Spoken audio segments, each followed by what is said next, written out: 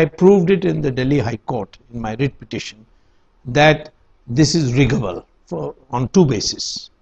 Number one, the electronic voting machine, the brain is something called a microcontroller chip. This microcontroller chip is produced by a Japanese company on contract from the Electronic Corporation of India. I contacted the Japanese company and asked them, do you use the same chip in Japanese elections? They said, are you mad? We will never touch an electronic voting machine. In Japan, we use ballot papers. Same thing is true with England. They use ballot papers. Same thing is true with Germany, where the Supreme Court struck down the use of electronic voting machines. So I pointed out to the court that the most important thing is in the hands of a foreigner. And foreigners may like another foreigner to rule this country. So how do I know that the chip is correctly recording it?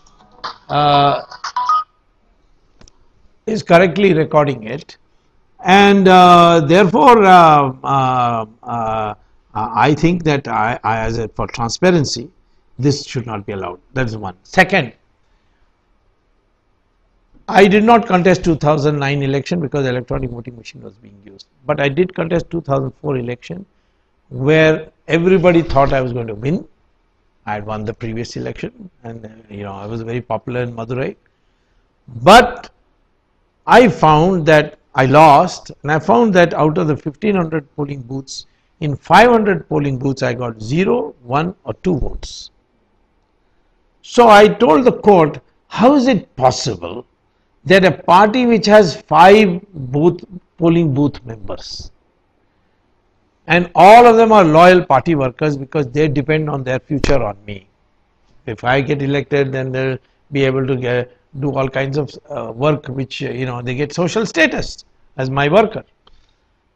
They in their family will mean 25 votes. I cannot get less than 25 votes per booth. How can I get 0 vote? Is it possible? So court was convinced. Then finally court asked me, is there any way we can keep the electronic voting machine and amend it in such a way that you will be satisfied? So I said, yes, there is one way, and that way the Election Commission has to follow.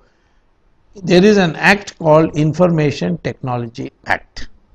Information Technology Act section 11 says that any electronic voting machine, if you punch in data, if anyone punches data, he has a right to receive a receipt. So if I go to an ATM and I punch withdrawal, then I must get a receipt. So I said, if the electronic voting machine after I press gives me a receipt, you voted for so and so, serial number so and so, and then I tear that receipt and go and put it in the box, because if I take it outside, some gunda will catch me and say you voted against me. So put it in there, and when there is a dispute, the machine will not be run again, but the ballot box will be counted. That I am acceptable. So Election Commission agreed that we will do it. On 14th December they are to report. I said that till that election there should be no electronic voting machine.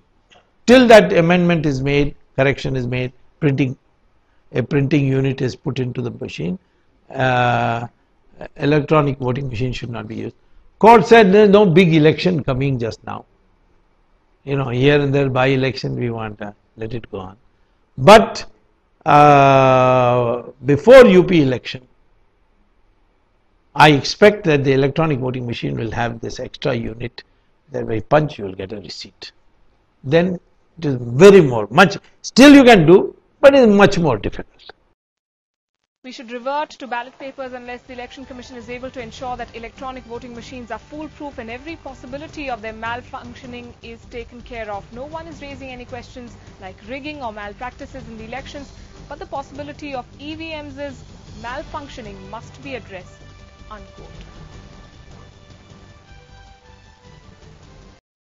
We would expect that till a proper inquiry is done and till there is substantial assurance of a foolproof EVM in the coming elections of Haryana, Maharashtra, etc., the Election Commission would consider reverting to the old ballot paper system. उसका मतलब है पूरे देश में इसी प्रकार से अगर दबाव में चुनाव यंत्रणा काम करेगी तो ये तो तवायफ है, हाँ, एजेंट है किसी पॉलिटिकल पार्टी की, पैसों का खेल चल रहा है।